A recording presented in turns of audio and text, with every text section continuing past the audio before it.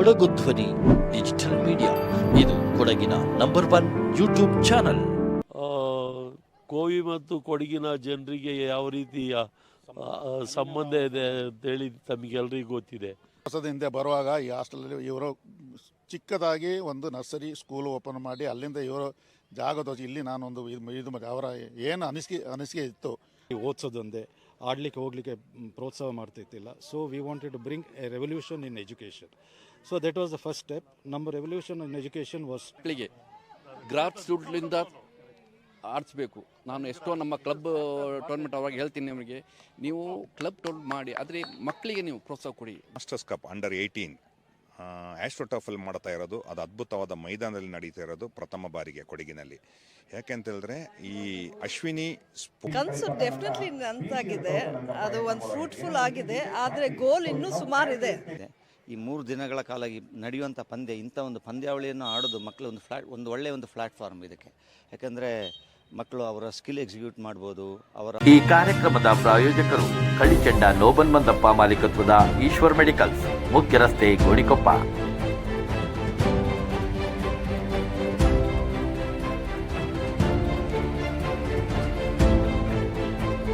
ನುರಿತ ತಜ್ಞ ವೈದ್ಯರು ಲಭ್ಯವಾಗಿರುತ್ತಾರೆ. ವೈದ್ಯರ ಭೇಟಿಗಾಗಿ ಸಂಪರ್ಕಿಸಿ. ಮೊಬೈಲ್ ಸಂಖ್ಯೆ 9019531182. ನಮಸ್ಕಾರ ವೀಕ್ಷಕರೇ, ನಾನು ನಿಮ್ಮ ಜಗದೀಶ್, ಕೊಡಗು ಧ್ವನಿ ಡಿಜಿಟಲ್ ಮೀಡಿಯಾದಿಂದ. ಇವತ್ತು ಪ್ರತಿಷ್ಠಿತ ಕ್ಯಾಲ್ಸ್ ಸಂಸ್ಥೆಗೆ ಬಂದಿದ್ದೀನಿ. ಇವತ್ತು ಮಾಸ್ಟರ್ಸ್ ಕಪ್ ಆಗ್ತಾಯಿದೆ. ಮೊದಲ ಬಾರಿಗೆ ಇಂಥ ಒಂದು ಟರ್ಫ್ ಮೈದಾನವನ್ನು ಇಲ್ಲಿಯ ಯುವ ಪ್ರತಿಭೆಗೆ ಕೊಟ್ಟಿದ್ದಾರೆ. ಹಾಗಾಗಿ 8 ಪಂದ್ಯಾವಳಿಗಳು, 8 ತಂಡಗಳು ಇಲ್ಲಿ ಭಾಗವಹಿಸ್ತಿದೆ. ಸಂಪೂರ್ಣ ಚಿತ್ರಣವನ್ನು ನಿಮಗೆ ನಾನು ಕೊಡ್ತಾ ಹೋಗ್ತೀನಿ. ಬನ್ನಿ, ಕ್ಯಾಲ್ಸ್ನ ಒಂದು ರೌಂಡ್ ಹಾಕೋಣ. ಒಂದು ಮೆಸೇಜ್ ಪಾಸ್ ಮಾಡಿದರೆ ಎಲ್ಲರನ್ನೂ ಒಂದೇ ವೇದಿಕೆಗೆ ತರ್ತೀನಿ, ಆ ಮೂಲಕ ಹಾಕಿಗೆ ಮತ್ತಷ್ಟು ಪ್ರೋತ್ಸಾಹ ಕೊಡ್ತೀನಿ ಅಂತೇಳಿ ಮಾಡಿ. ಈಗ ಕ್ರೀಡಾ ಪ್ರಾಧಿಕಾರದ ಅಧ್ಯಕ್ಷರಾಗಿ ಅಧಿಕಾರ ಸ್ವೀಕಾರ ಮಾಡಿ ಈಗಾಗಲೇ 2 ತಿಂಗಳು ಮುಗಿದಿದೆ. 2 ತಿಂಗಳಲ್ಲಿ ಸುಮಾರು 12 ಜಿಲ್ಲೆಗಳನ್ನು ಪ್ರವಾಸ ಮಾಡಿದ್ದೀನಿ. ಆದರೆ ಯಾವುದೇ ಒಂದು ಜಿಲ್ಲೆಯಲ್ಲಿ ಒಂದು ಖಾಸಗಿ ವ್ಯಕ್ತಿತ್ವದಿಂದ ಪ್ರಾರಂಭವಾದ ಸಂಸ್ಥೆ ಯಾರಾದರೂ ನಾನು ಇವತ್ತು ಭೇಟಿ ಕೊಟ್ಟಿದ್ದರೆ ಅದು ಈ ಅಶ್ವಿನಿ ಸ್ಪೋರ್ಟ್ಸ್ ಫೌಂಡೇಶನ್ಗೆ. ಆಯಿತಾ, ಭಾಳಷ್ಟು ಜಿಲ್ಲಾ ಸ್ಟೇಡಿಯಂಗಳಿಗೆ ಭೇಟಿ ಕೊಟ್ಟಿದ್ದೀನಿ. ಭಾಳ ಉತ್ತಮ ಸ್ಥಿತಿಯಲ್ಲಿದೆ. ಆದರೆ ಎಲ್ಲ ಒಂದು ಸ್ಪೋರ್ಟ್ಸ್ ಕಾಂಪ್ಲೆಕ್ಸು ಈ ಕೊಡಗಲ್ಲಿ ಎಲ್ಲಾದರೂ ನೋಡಲಿಕ್ಕೆ ಸಿಗಬೇಕು ಅಂತ ಹೇಳಿದ್ರೆ ಅದು ಈ ಕರ್ಮಯ ಅಕಾಡೆಮಿ ಆಫ್ ಲರ್ನಿಂಗ್ಸಲ್ಲಿ ಕಾಣಲಿಕ್ಕೆ ಸಿಗ್ತದೆ. ಇಲ್ಲೇ ಸ್ವಿಮ್ಮಿಂಗ್ ಪೂಲ್ ಇದೆ, ಜಿಮ್ನಾಸ್ಟಿಕ್ ಇದೆ, ಹಾಕಿ ಟರ್ಫ್ ಇದೆ, ಅಥ್ಲೆಟಿಕ್ ಟ್ರ್ಯಾಕ್ ಇದೆ, ಶೂಟಿಂಗ್ ರೇಂಜ್ ಇದೆ. ನಮ್ಮ ಕೊಡಗಿಗೆ ಯಾವುದು ಬೇಕಾಗಿದೆ ಶೂಟಿಂಗ್ ರೇಂಜ್. ಇದುವರೆಗೆ ಶೂಟಿಂಗ್ ರೇಂಜ್ ಇಲ್ಲ. ಆದರೆ ನಮ್ಮ ಮಾನ್ಯ ಶಾಸಕರು ಈಗಾಗಲೇ ವಿಭಾಗದಲ್ಲಿ 11 ಎಕರೆಯನ್ನು ನಾವು ಗುರುತಿಸಿದ್ದೀವಿ.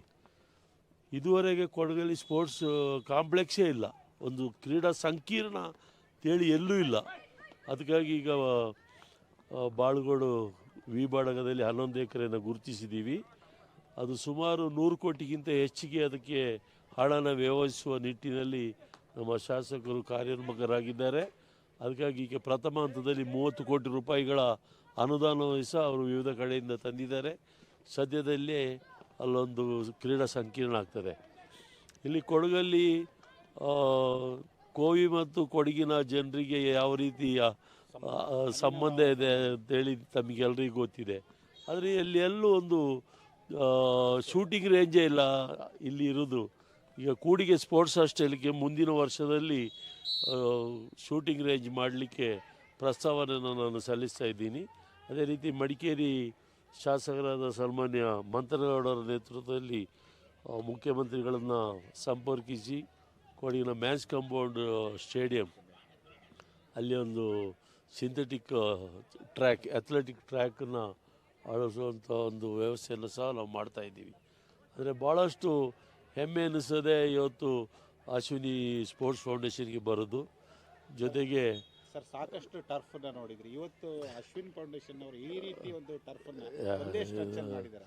ಇದು ಒಂದು ಅಂತಾರಾಷ್ಟ್ರೀಯ ಕ್ರೀಡೆಯನ್ನು ಇಲ್ಲಿ ನಡೆಸಲಿಕ್ಕೆ ಎಲ್ಲದಕ್ಕೂ ಅರ್ಹತೆ ಇರುವಂಥ ಒಂದು ಸಂಸ್ಥೆ ಖಂಡಿತವಾಗಿ ಅವ್ರು ಮಾಡಬೇಕು. ಅಂತಾರಾಷ್ಟ್ರೀಯ ಪಂದ್ಯ ಮಾಡಲಿಕ್ಕೆ ಎಲ್ಲ ರೀತಿಯ ಅರ್ಹತೆಯೂ ಸಹ ಇಲ್ಲಿದೆ. ಈಗ 2030 2030ರಲ್ಲಿ ನಾವಿಲ್ಲಿ ಕಾಮನ್ವೆಲ್ತ್ ಕ್ರೀಡೆಯನ್ನು ಇಂಡಿಯಾದಲ್ಲಿ ಮಾಡಬೇಕು ಅಂತೇಳಿ ಭಾರತಕ್ಕೆ ಈಗಾಗಲೇ ಅಂಗೀಕಾರ ಸಿಕ್ಕಿದೆ. ಅದು ಒಂದೇ ಕಡೆಯಲ್ಲಿ 100ಕ್ಕಿಂತ ಹೆಚ್ಚು ಕ್ರೀಡೆಗಳು ಬರ್ತದೆ. ಅಥ್ಲೆಟಿಕ್ಸ್ ಒಂದರಲ್ಲೇ ಸುಮಾರು 32 ಕ್ರೀಡೆಗಳಿದೆ. ಅದೆಲ್ಲದನ್ನು ಮಾಡಬೇಕು ಅಂತೇಳಿ ಅಲ್ಲಿ ನೋಡಿ ಕಾಣ್ತಾ ಇದ್ದೆ.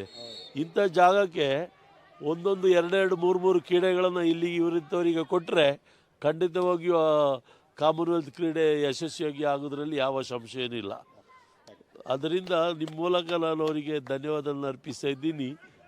ನಾವು ಸರ್ಕಾರದ ಒಂದು ಭಾಗವಾಗಿ ಅವರು ಕೆಲಸವನ್ನು ಮಾಡ್ತಾ ಇದ್ದಾರೆ. ಇವತ್ತು ಒಂದು ಉತ್ತಮವಾದ ಹಾಕಿ ಪಂದ್ಯಾಟವನ್ನು ಸಹ ಅವ್ರ ಮೂಲಕ ಆಯೋಜಿಸಿದ್ದಾರೆ. ಜೊತೆಗೆ ನೀವು ಹೇಳಿದಿರ ಎಲ್ಲ ಸಂಸ್ಥೆಗಳನ್ನ ಒಂದು ಮಾಡೋದು ಅಂತ, ನಿಜವಾದ ಆಗಲೇಬೇಕು. ಈಗ ಎಲ್ಲ ಒಲಿಂಪಿಯನ್ಸ್ ಎಲ್ಲ ಸಂಸ್ಥೆಗಳಲ್ಲಿದ್ದಾರೆ. ಹಾಕಿ ಕರ್ನಾಟಕ ಹಾಕಿ ಕುರ್ಗಲ್ಲಿ ಒಂದು ಕಡೆ ಒಲಿಂಪಿಯನ್ಸ್ ಇದ್ದರೆ, ಇನ್ನೊಂದು ಕಡೆ ಈ ಹಿಂದಿನ IHF ಅದರೊಟ್ಟಿಗೆ ಕೆಲಸ ಮಾಡ್ತಿರೋರು, ಅದರಲ್ಲೂ ಒಲಿಂಪಿಯನ್ಸ್ ಇದ್ದಾರೆ. ಎಲ್ಲ ಒಲಿಂಪಿಯನ್ಸ್ ಮಾಡೋದೇನು ಪ್ರಮೋಷನ್ ಆಫ್ ಹಾಕಿ. ಅದರಿಂದ ಇವರೆಲ್ಲ ಒಂದು ಮಾಡುವ ನಿಟ್ಟಿನಲ್ಲಿ ಅಶ್ವಿನಿ ಫೌಂಡೇಶನ್ ಅವರು ನನ್ನೊಟ್ಟಿಗೆ ಜೊತೆ ಸೇರಿ ಎಲ್ಲ ಜೊತೆಯಲ್ಲಿ ಇವರನ್ನೆಲ್ಲ ಒಂದು ಮಾಡೋ ಕೆಲಸದಲ್ಲಿ ಸನ್ಮಾನ್ಯ ದತ್ತ ಕರ್ಮನಿಯವರನ್ನೊಟ್ಟಿಗೆ ಭಾಗಿಯಾಗ್ತಾರೆ. ಮತ್ತು ಇಲ್ಲಿ ನಮ್ಮ ಕುರ್ಗ್ ಹಾಕಿದ್ದು ಅಧ್ಯಕ್ಷರು ಲವಕುಮಾರ್ ಇದ್ದಾರೆ. ನಿಮ್ಮ ಭಾಳಷ್ಟು ಜವಾಬ್ದಾರಿಗೆ ನಿಮಗೂ ಇದೆ. ಈ ಹಿಂದೆ ಮೊನ್ನೆ ನಾನು ಮಡಿಕೆಯಲ್ಲಿ ಇದು ಮಾತುಕತೆಗೆ ನಿಮ್ಮನ್ನ ಕರೆದಿದ್ದೆ. ತಾವು ಬಂದು ತಮ್ಮ ಅನಿಸಿಕೆಗಳನ್ನು ಹೇಳಿದ್ದೀರಾ. ಎಲ್ಲ ಜೊತೆ ಸೇರಿ ಎಲ್ಲ ಸಂಸ್ಥೆಗಳೆಲ್ಲ ಒಂದು ಮಾಡುವ, ಯಾರನ್ನ ಬಿಡುವುದು ಬೇಡ, ಎಲ್ಲ ನಮ್ಮ ಸ್ನೇಹಿತರೆ. ಅದರಿಂದ ಎಲ್ಲರೂ ಒಂದು ಮಾಡಿ ಹಾಕಿನ ಮುಂದೆ ಸ್ಟ್ರೆಂತ್ ಅಂಡ್ ಹಾಕಿ. So thank you very much. ಈಗಾಗಲೇ ಅಶ್ವಿನಿ ಫೌಂಡೇಶನ್, ಸ್ಪೋರ್ಟ್ಸ್ ಫೌಂಡೇಶನ್ ಅವರು ಮಕ್ಕಳಿಗಾಗಿ ಒಂದು ಹಾಕಿ ಮಾಸ್ಟರ್ ಕಪ್ ಅಂತ ಆಡಳಿಸಿದ್ದಾರೆ. ಇದು ಯಾಕಂದರೆ ಈಗಿನ ಇದು ನಾನು ನೋಡೋದು ಇದು ಮೊದಲನೇಗಾಗಿ ನಮ್ಮ ಶಾಲೆಯಲ್ಲಿ, ಅದು ಪ್ರೈವೇಟ್ ಸ್ಕೂಲ್ ಅಲ್ಲಿ ಈ ಟೂರ್ನಮೆಂಟ್ ಆಗುವುದಾಗಿ ನಾನು ಸಂತೋಷ ಪಡುತ್ತೇನೆ. ಯಾಕಂದರೆ ನಾನು ಈಗ ಅಭಿನಂದನೆ ಮಾಡ್ತೀನಿ ದತ್ತ ಕರಂಬೆ ಮತ್ತು ಅಶ್ವಿನಿ ನಾಚಪ್ಪನವರಿಗೆ. ನಾನು ಮುಂದೆ ಒಂದು 20 ವರ್ಷದ ಹಿಂದೆ ಬರುವಾಗ ಈ ಹಾಸ್ಟೆಲಲ್ಲಿ ಇವರು ಚಿಕ್ಕದಾಗಿ ಒಂದು ನರ್ಸರಿ ಸ್ಕೂಲ್ ಓಪನ್ ಮಾಡಿ ಅಲ್ಲಿಂದ ಇವರು ಜಾಗ ತೋರಿಸಿ ಇಲ್ಲಿ ನಾನೊಂದು ಇದು ಅವರ ಏನು ಅನಿಸಿಕೆ ಇತ್ತು, ಅವರ ತಂದೆ ಹೆಸರು ಗುರಿ, ಅದನ್ನು ಅವನು ಇವತ್ತು 25 ವರ್ಷದ ಇದರಲ್ಲಿ ನಾನು ನೋಡೋಕೆ ನನಗೆ ತುಂಬ ಸಂತೋಷವಾಯ್ತಿದೆ. ಈ ಥರದ ವಾತಾವರಣ ಇಡೀ ಇಂಡಿಯಾದಲ್ಲಿ ಇಲ್ಲ, ಭಾರತ ದೇಶದಲ್ಲಿ ಇಲ್ಲ. ಇದು ಒಂದು ನಾನು ಸುಮಾರು ಹಲವಾರು ದೇಶಗಳಿಗೆ ಹೋಗಿದ್ದೀನಿ, ಅಲ್ಲಿ ಸಹ ಈ ಥರದ ಅಕಾಡೆಮಿಯನ್ನು ನೋಡಿಲ್ಲ.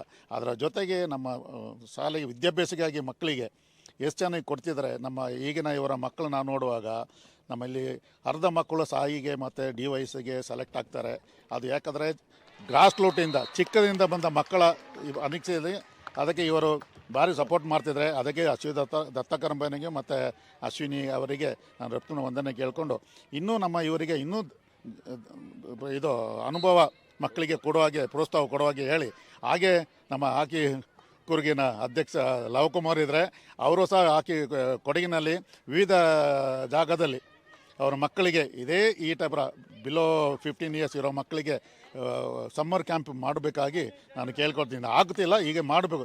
ನಮಗೆ ನಮ್ಮ ದೊಡ್ಡ ಮಕ್ಕಳಿಗೆ ಯಾಕಂದರೆ ಟೈಮ್ ಆಗೋಯ್ತು.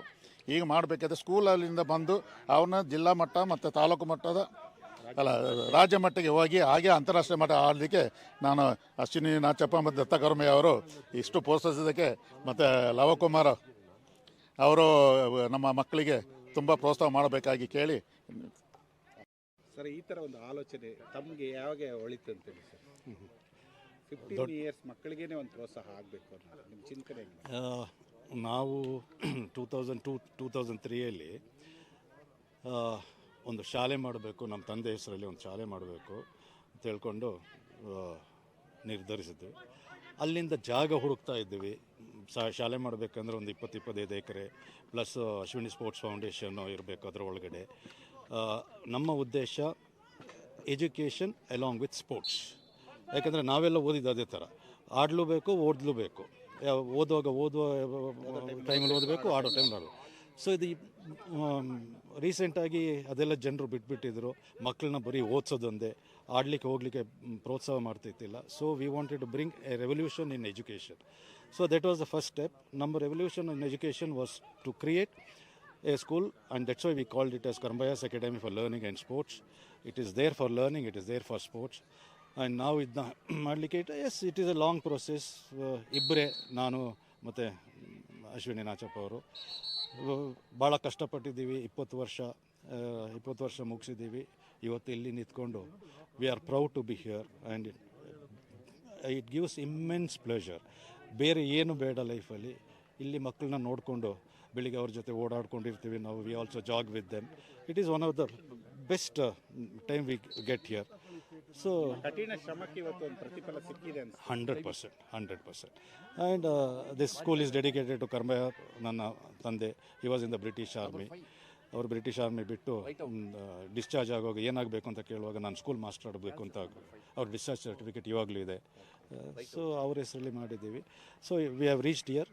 ಇಲ್ಲಿಂದ ಇನ್ನು ಮುಂದೆ ಏನು ತಗೊಂಡು ಹೋಗಬೇಕು ಅಂತ ಇನ್ನೂ ನಮ್ಮದು ಎಜೆಂಡಾ ಇದೆ, ಬೇರೆ ಬೇರೆ ಥರದ್ದು. ಸೊ ಜನರಲ್ ಪಬ್ಲಿಕ್ ಸಪೋರ್ಟ್ ಮಾಡ್ತಿದ್ದಾರೆ, ಲೋಕಲ್ ಸಪೋರ್ಟ್ ಮಾಡ್ತಾರೆ. Lot of people are supporting. It's a excellent pleasure. So ನಿಮ್ಮಂಥವರು ಸಪೋರ್ಟ್ ಮಾಡ್ತಿದ್ದಾರೆ, ಪ್ರೆಸ್ ಅವರು. Thank you sir. ಹಾಕಿ ಸ್ಕೂಲ್ಗೆ ಅಧ್ಯಕ್ಷರಾಗಿ ಇಷ್ಟೊಂದು ಒಳ್ಳೆ ರೀತಿಯಲ್ಲಿ ಮ್ಯಾಚ್ ಆಗೋದು, ತಮ್ಮ ಸಂದೇಶ ಸಮಾಜಕ್ಕೆ?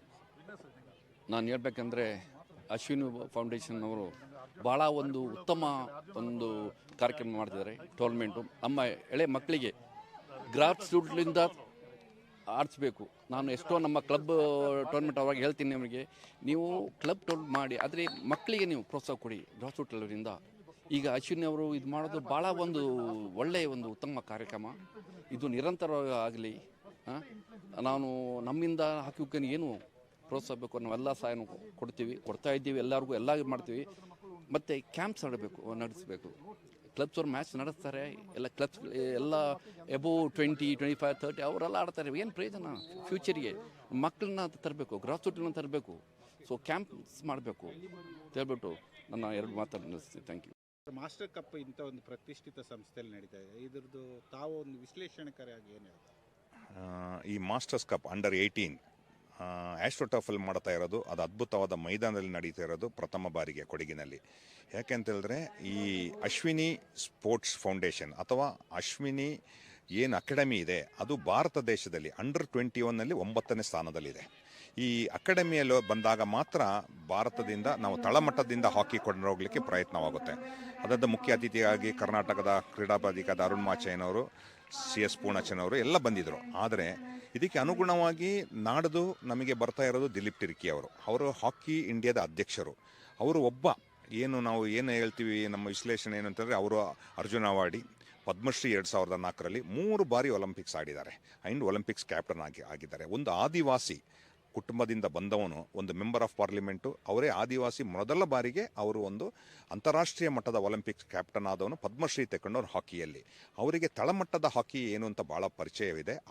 ಅವರು ಇವತ್ತು ಕರೆಸಿದರೆ ಕೊಡಗಿನಲ್ಲಿ ನಾಡ್ದು 17ನೇ ತಾರೀಕು ಫೈನಲ್ಸನ್ನು ಅವರು ಬರಲಿದ್ದಾರೆ. ಇದರಿಂದ ನಮ್ಮ ಹಾಕಿಯ ಬೆಳವಣಿಗೆ ಗರಿಗೆದರುತ್ತೆ. ಯಾಕೆಂತಂದರೆ ತಳಮಟ್ಟದಲ್ಲಿ ಹಾಕಿ ಬೆಳೀಬೇಕು ಅಂತ ಹೇಳೋದಕ್ಕೆ ಅಶ್ವಿನಿ ಫೌಂಡೇಶನ್ನು ಅದು ಭಾರತದಲ್ಲಿ ಸುಮಾರು 15 ಅಕಾಡೆಮೀಸ್ಗಳಲ್ಲಿ 9ನೇ ಸ್ಥಾನ ಅಶ್ವಿನಿ ಫೌಂಡೇಶನ್ ಪಡೆದಿದೆ.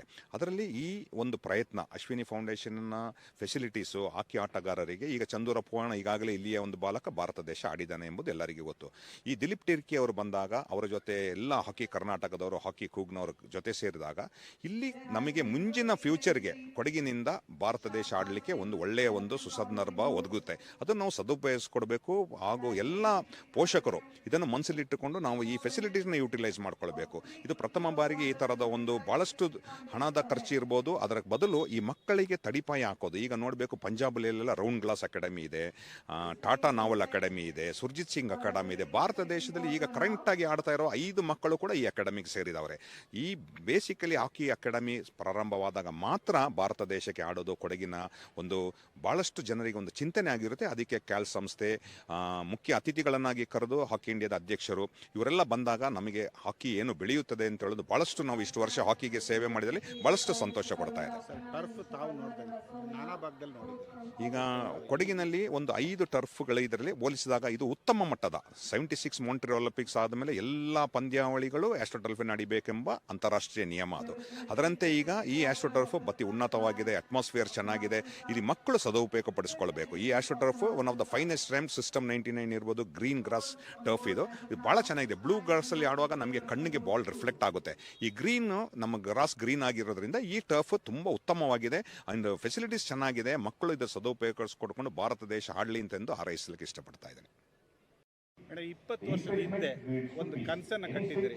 ಆ ಕನಸು ಇವತ್ತು ನನ್ಸಾಗಿದೆ ಅನ್ನೋ ಒಂದು ತೃಪ್ತಿ ನಿಮಗೆ? ಕನಸು ಡೆಫಿನೆಟ್ಲಿ ನಂತಾಗಿದೆ, ಅದು ಒಂದು ಫ್ರೂಟ್ಫುಲ್ ಆಗಿದೆ. ಆದರೆ ಗೋಲ್ ಇನ್ನೂ ಸುಮಾರಿದೆ. ಯಾಕಂದರೆ ನಮ್ಮ ಡಿಸ್ಟ್ರಿಕ್ಟಲ್ಲಿ ವಿ ವಾಂಟ್ ಟು ಸಿ ನಮ್ಮ ಜಿಲ್ಲೆಯಿಂದ ಇಂಡಿಯನ್ ಟೀಮ್ಗೆ ಎಷ್ಟು ಕಾಂಟ್ರಿಬ್ಯೂಟ್ ನಾವು ಮಾಡ್ಬೋದು ಅಂತ. ಸೊ ಅದು ಒಂದು ಗೋಲ್ ನಮ್ಮ. ಐ ಮೀನ್ ರೈಟ್ ನಾವು ನಮ್ಮ ಕ್ಯಾಲ್ ಶಾಲೆಯಿಂದ ಪೂವನ ಅವರು ಹೋಗಿದ್ದಾರೆ, ಸುಮಾರು ಮಕ್ಕಳು ಸಾಯಿ ಜಾಯ್ನ್ ಆಗಿದ್ದಾರೆ. ಬಟ್ ಜಿಲ್ಲೆಯಲ್ಲಿ ನಾವು ಆ ಥರ ಒಂದು ಕಾಂಟ್ರಿಬ್ಯೂಷನ್ ಈ ಗ್ರಾಸ್ ರೂಟ್ ಲೆವೆಲಲ್ಲಿ ಮಾಡಲಿಕ್ಕೆ ಇನ್ನೂ ಸುಮಾರು ಪ್ರಯತ್ನ ಪಡಬೇಕು ನಾವು. ಮೇಡಮ್, ಒಂದೇ ಪ್ಲಾಟ್ಫಾರ್ಮಲ್ಲಿ ಎಲ್ಲನೂ ಕೊಟ್ಟಿದ್ದೀರಿ. ಫಸ್ಟ್ ನೀವು ಅಥ್ಲೆಟಿಕ್ನ ಕೊಟ್ರಿ, ಆ ನಂತರ ಶೂಟಿಂಗ್ನ ಕೊಟ್ರಿ, ಆ ನಂತರ ನಿಮಗೇನು ಸ್ವಿಮ್ಮಿಂಗ್ ಕೊಟ್ರಿ, ಎಲ್ಲ ಒಂದೇ ಪ್ಲಾಟ್ಫಾರ್ಮಲ್ಲಿ ಕೊಡ್ತಾ ಬಂದಿರಿ. ಈಗ ಹೊಸದಾಗಿ ಒಂದು ಟರ್ಫ್ ಕೊಟ್ಟು ಹಾಕಿನೂ ಕೂಡ ಸಂಪೂರ್ಣ ಮಾಡಿದ್ರಿ. ಏನು ಕೊಡಗು ಹಾಕಿದು ಕ್ರೇಡಲ್ ಆಫ್ ಹಾಕಿ ಅಂತ ಹೇಳ್ತಾ ಇದ್ರು ಮುಂಚೆ. ನಾವು Orissa has become the cradle of hockey. ಅದು ಶಿಫ್ಟ್ ನಾವು ವಾಪಸ್ ಕೊಡಗನ್ನ ಆ ಮಟ್ಟಕ್ಕೆ ತರಬೇಕು ಅಂತ ನಮ್ಮ ಆಸೆ. ಅದಕ್ಕೆ ನಮಗೆ ಎಲ್ಲರದ್ದು ಸಪೋರ್ಟ್ ಬೇಕು. It's not just government, but ನಮ್ಮ ಕಮ್ಯುನಿಟಿಯಿಂದ ಸಪೋರ್ಟ್ ಬೇಕು, ನಮ್ಮ ಪ್ಲೇಯರ್ಸಿಂದ ಸಪೋರ್ಟ್ ಬೇಕು, ಅಫಿಷಿಯಲ್ಸ್ ಅಸೋಸಿಯೇಷನ್. ಸೊ ನಾವು ಈ ಒಂದು ಟೂರ್ನಮೆಂಟ್ ಅಫಿಷಿಯಲಿ ಆಗಿ ಟರ್ಫ್ ರೆಡಿ ಆಗಿದೆ, ಸುತ್ತಮುತ್ತ ಎಲ್ಲ ಮಾಡಿದ್ದೀವಿ. Only stadiums balance. ಸುಮಾರು ಖರ್ಚು ಆಗಿದೆ. So without any government support ನಾವು ಇಷ್ಟೊಂದು ಮಾಡಿದ್ದೀವಿ. We need support to take it forward. Programmes, ಬರೀ ಹಣ ಸಪೋರ್ಟ್ ಬೇಡ, ಬಟ್ ಥ್ರೂ ಪ್ರೋಗ್ರಾಮ್ಸ್ ಸಪೋರ್ಟ್ ಮಾಡೋದು, ಚಿಕ್ಕ ಮಕ್ಕಳನ್ನ ಆ ಪ್ಲಾಟ್ಫಾರ್ಮ್ನ ಕೊಡೋದು ಭಾಳ ಮುಖ್ಯ. ಇದು ಪ್ರಮುಖವಾಗಿ 2030 ಒಂದು ಏಷ್ಯನ್ ಗೇಮ್ ನಿಮ್ಮ ಗ್ರೌಂಡ್ಗೆ ಒಂದು ಬಂದರೆ ಎಷ್ಟು ಖುಷಿ ಆಗುತ್ತೆ? That is wishful thinking. ಯಾಕೆಂದರೆ ಏಷ್ಯನ್ ಗೇಮ್ಸ್ ಮಾಡಲಿಕ್ಕೆ ನಿಮಗೆ ಕೊಡಗಲ್ಲಿ ಒಂದೇ ಒಂದು ರಿಸ್ಟ್ರಿಕ್ಷನ್ ಏನಂದರೆ, ನಮಗೆ ಟೀಮ್ಸ್ ಆಚೆಯಿಂದ ಬರುವಾಗ ಅವ್ರಿಗೆ ಸ್ಟೇ ಮಾಡಲಿಕ್ಕೆ ಅದು ಒಂದು ಕಷ್ಟ. ಸೊ ಬಟ್ ನ್ಯಾಷನಲ್ ಲೆವೆಲ್ ನಾವು ಡೆಫಿನೆಟ್ಲಿ ಮಾಡ್ಬೋದು ಬೈ 2030. ಅಟ್ಲೀಸ್ಟ್ ಜೂನಿಯರ್ ನ್ಯಾಷನಲ್ಸ್ ಮಾಡ್ಬೋದು ನಾವು. ಹೌದು. ನಮಸ್ತೆ, ನನ್ನ ಹೆಸರು ಚೇತನ್. ನಾನು ಕ್ಯಾಲ್ಸ್ ವಿದ್ಯಾಸಂಸ್ಥೆಯ ಮುಖ್ಯ ಹಾಕಿ ತರಬೇತುದಾರ. ನಮ್ಮ ಈ ಶಾಲೆಯ ವತಿಯಿಂದ 3 ದಿನಗಳ ಕಾಲ ಮಾಸ್ಟರ್ಸ್ ಕಪ್ ಹಾಕಿ ಪಂದ್ಯಾವಳಿ ನಡೀತಾ ಇದೆ. ಇದರಲ್ಲಿ ಸುಮಾರು 8 ತಂಡಗಳು, ಆಹ್ವಾನಿತ ತಂಡಗಳು ಪಾರ್ಟಿಸಿಪೇಟ್ ಮಾಡ್ತಾ ಇದ್ದಾರೆ. ಅದರಲ್ಲಿ ಇವತ್ತು ಇನಾಗ್ರೇಷನ್ ಆಗಿದೆ. ಇವತ್ತು ಕ್ಯಾಲ್ಸ್ ಮತ್ತು SMS ತಂಡಗಳ ನಡುವೆ ಮ್ಯಾಚ್ ನಡೀತಾ ಇದೆ. ಈ 3 ದಿನಗಳ ಕಾಲ ನಡೆಯುವಂಥ ಇಂಥ ಒಂದು ಪಂದ್ಯಾವಳಿಯನ್ನು ಆಡೋದು ಮಕ್ಕಳು ಒಂದು ಒಳ್ಳೆಯ ಒಂದು ಪ್ಲ್ಯಾಟ್ಫಾರ್ಮ್ ಇದಕ್ಕೆ. ಯಾಕಂದರೆ ಮಕ್ಕಳು ಅವರ ಸ್ಕಿಲ್ ಎಕ್ಸಿಕ್ಯೂಟ್ ಮಾಡ್ಬೋದು, ಅವರ ಆಡುವ ರೀತಿ. ಯಾಕಂದರೆ ಇಂಥ ಟೂರ್ನಮೆಂಟು ಮಕ್ಕಳನ್ನು ತುಂಬ ಮೋಟಿವೇಟ್ ಮಾಡುತ್ತೆ. ಇದೇ ಹಾಕಿ ಮೈದಾನದಿಂದ ನಮ್ಮ CB ಪೂವಣ್ಣ ಮತ್ತು ಚಿರಾನ್ ಮೇದಪ್ಪ, ನಿಯೋನ್ ನಾಚಪ್ಪ, ಹಲವಾರು ಅಂತಾರಾಷ್ಟ್ರೀಯ ಮಟ್ಟದ ಹಾಕಿ ಪಟುಗಳು ಈ ಗ್ರೌಂಡಿಂದ ಆಡಿದ್ದಾರೆ. ಇದೊಂದು ಮಕ್ಕಳಿಗೆ ಒಂದು ಸ್ಫೂರ್ತಿ ಆಗಬೇಕು. ಇಂಥ ಒಂದು ಟೂರ್ನಮೆಂಟಲ್ಲಿ ಆಡೋದು, ಇಂಥ ಒಂದು ಅಟ್ಮಾಸ್ಫಿಯರಲ್ಲಿ ಆಡೋದು, ಇದೊಂದು ಯುರೋಪಿಯನ್ ಸ್ಟೈಲಲ್ಲಿದೆ ಈ ಹಾಕಿ ಗ್ರೌಂಡು. ನೀವು ಭಾರತದಲ್ಲಿ ಎಲ್ಲೂ ಹೋದರೂ ಕೂಡ ಈ ಥರ ಹಾಕಿ ಗ್ರೌಂಡ್, ಈ ಥರ ಫೆಸಿಲಿಟಿ ನೋಡಲಿಕ್ಕೆ ಸಾಧ್ಯನೇ ಇಲ್ಲ. ಯಾಕೆಂದರೆ ಬರೀ ಕೊಡಗಿನಲ್ಲಿ ಮಾತ್ರ ಇದೆ ಇವತ್ತು. ಇದು ನಮ್ಮ ದತ್ತ ಸರ್ ಮತ್ತು ಅಶ್ವಿನಿ ನಾಚಪ್ಪ ಅವರ ಒಂದು ಪರಿಶ್ರಮದ ಫಲ ಇದು. ಇಂಥ ಒಂದು ಪ್ಲ್ಯಾಟ್ಫಾರ್ಮ್ನ ನಮ್ಮ ಯುವ ಮಕ್ಕಳಿಗೆ ಕೊಡ್ತಾ ಇರೋದು. ಮತ್ತು ಇಂಥ ಒಂದು ಟೂರ್ನಮೆಂಟು ಕ್ಯಾಶ್ ಅವಾರ್ಡ್ ಕೊಡ್ತಾ ಇದ್ದಾರೆ. ಮತ್ತು ಫೈನಲ್ ದಿವಸ ಅಷ್ಟೇ ಒಲಿಂಪಿಯನ್ಸ್ಗಳಾದ ದಿಲೀಪ್ ಟಿರ್ಕಿ ಒಲಿಂಪಿಯನ್ಸ್ಗೆಲ್ಲ ಬರ್ತಾ ಇದ್ದಾರೆ. ಅವ್ರನ್ನ ಹತ್ತಿರದಿಂದ ನೋಡುವಂಥ ಒಂದು ಅವಕಾಶ ಮಕ್ಕಳಿಗೆ. ಅವರಂಥ ಹಾಕಿ ಆಟ ನೋಡಿಕೊಂಡು ತಾನು ಮುಂದೆ ಬರಬೇಕು ಅಂತ ಛಲ ಇರಬೇಕು ಮಕ್ಕಳಿಗೆ. ತುಂಬ ಹಾರ್ಡ್ ವರ್ಕ್ ಮಾಡಬೇಕು. ಹಾಕಿ ಅಂದರೆ ಸಾಮಾನ್ಯ ಆಟ ಅಲ್ವಾ. ಈಗ ತುಂಬ ಚಾಲೆಂಜಿಂಗ್ ಇದೆ ಹಾಕಿ ಆಟದಲ್ಲಿ. ಮಕ್ಕಳ ಕಠಿಣ ಒಂದು ಪರಿಶ್ರಮ ಇರಬೇಕು. ಅದರ ಜೊತೆಯಲ್ಲಿ ಪೇರೆಂಟ್ಸ್ದು ಸಪೋರ್ಟ್ ತುಂಬ ಇರಬೇಕು. ಇವತ್ತು ಎಲ್ಲ ಪೇರೆಂಟ್ಸ್ ಅಷ್ಟೇ ಮಕ್ಕಳು ತುಂಬ ಕಂಫರ್ಟ್ ಝೋನಲ್ಲಿದ್ದಾರೆ. ಅದರಿಂದ ಹೊರಗಡೆ ಬರಬೇಕು. ಹಾಗೆ ಬಂದು ಕಷ್ಟಪಟ್ಟರೆ ಮಾತ್ರ ಮುಂದಿನ ಪೀಳಿಗೆ ಒಂದು ಉತ್ತಮವಾದ ಒಂದು ಹಾಕಿ ಪಟುಗಳನ್ನು ನಾವು ಈ ದೇಶಕ್ಕೆ ಕೊಡಲಿಕ್ಕೆ ಸಾಧ್ಯ ಇದೆ ಅಂತ ಹೇಳ್ತೇನೆ.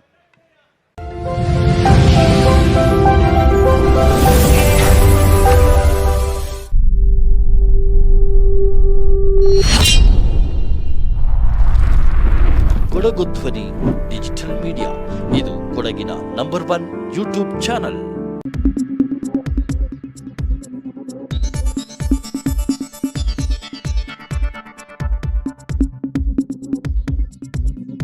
ನಾನು ನಿಮ್ಮ ಜಗದೀಶ್, ಕೊಡಗು ಧ್ವನಿ ಡಿಜಿಟಲ್ ಮೀಡಿಯಾದಿಂದ. ನಮ್ಮ ಚಾನಲನ್ನು ಸಬ್ಸ್ಕ್ರೈಬ್ ಮಾಡಿ, ಲೈಕ್ ಮಾಡಿ, ಶೇರ್ ಮಾಡಿ.